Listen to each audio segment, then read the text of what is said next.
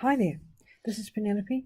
I'm going to be your lecturer for Mg5004, or if you're doing it for your diploma, DE5, actually 5418, not 5148. And this is the course outline information. For those of you familiar with the diploma requirements, this requirement is exactly the same as for the diploma. What it means is that if you're going to pass the course, you have to get either, say, 40 in your coursework as a minimum and 60 in your exam, or 60 in your coursework and 40 in your exam as a minimum. Okay, what it's to stop you doing is getting 37 in your coursework and 63 in your exam. That'll represent a fail. Similarly, 63 in your coursework and 37 in your exam will now constitute a fail. Even though you get an average of 50, the rules say you've got to get a minimum of 40 in each. You will need a calculator. The calculator that you had in the diploma, if you did the diploma first, is absolutely fine. The FX82AU plus 2. If you've still got the old one from school, you can use that. I am not going to be helpful for those because I don't know how to use them, but I'm more than helpful with these ones.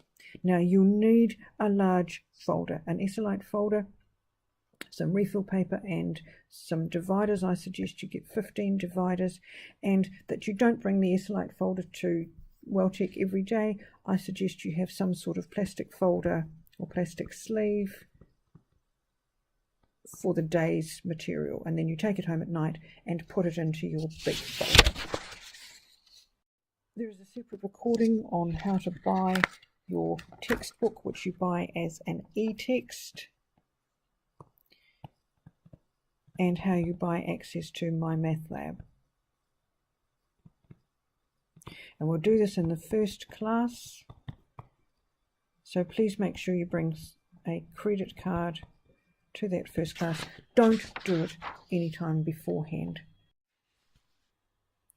There are 5 hours of teaching, Wednesday 10 till 1, and that's in T306, a computer lab, and Thursday 8 till 10, also in the same computer lab.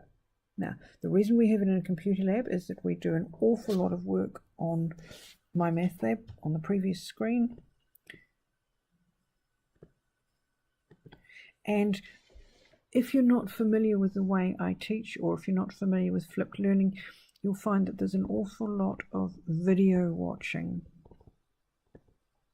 And so we do that on the computers as well. Now, the videos are not supposed to take the place of my teaching. I still teach in each class, but I do expect you to watch the videos prior to coming. So prior to coming to class, I expect you to watch the video. You won't understand everything. That's fine. Well, you might, and that's brilliant, but I don't want you to understand everything. And to prove that, before you watch the video, so in here, I want you to do a pre-quiz, which I'll show you at the time.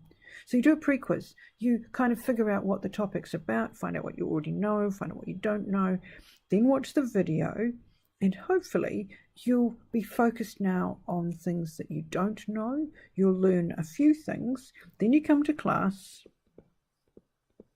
and at the beginning of the class we do another quiz, just a quick quiz. It starts pretty much as the time of the class starts, so it would be 10:03 the quiz starts. And that then checks what you know in the video.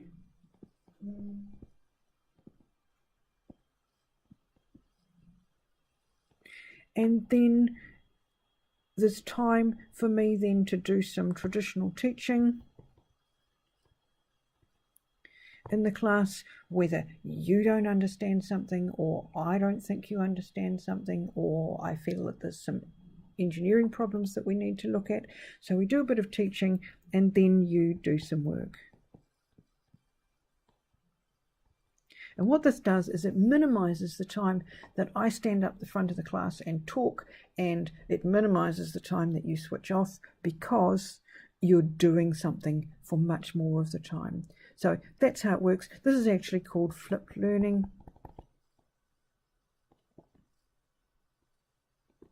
And huge amounts of money has been poured into this in the States. I figured it out how to do it by myself without the funding, obviously, but it does work. And when I started doing it this way, it raised the students' marks by 10 or 12% on every piece of assessment. So it's really worth doing, but it does take time. It takes your time.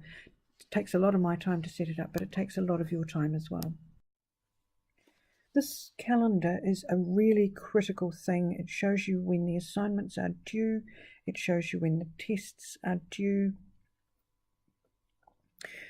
And it's kind of color-coded, so you can see that assignment 1 belongs to here. And that's the written assignment 1 and topic 1 and topic 2. Both of these are on mymathlab.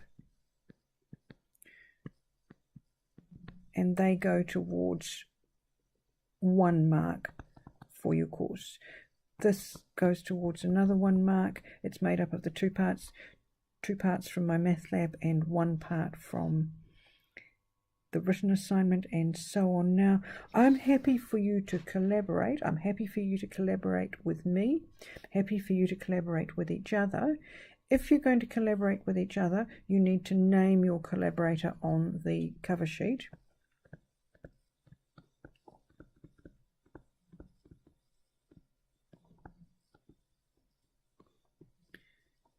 But you each need to put in a separate assignment.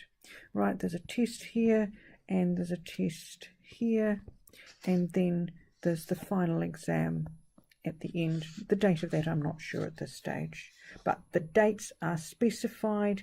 Unless something really untoward happens, you are expected to hand them in on the given date.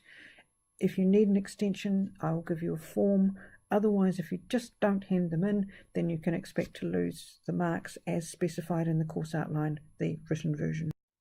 Because I've got a reasonably heavy teaching load, possibly the easiest way to get hold of me is by email, and then I will answer it. And if we want to set up a time, I'm more than happy to do that. That's what I consider my job. You can ring me, but chances are I'll be in the classroom. Now, if things turn to custard, the first thing to do is to talk to me. The second thing, if you get no joy from removing the custard, is to talk to the program director, who's Malcolm Fair. His easiest way of contact is email. Now, don't let things go on, whether it's topic-wise or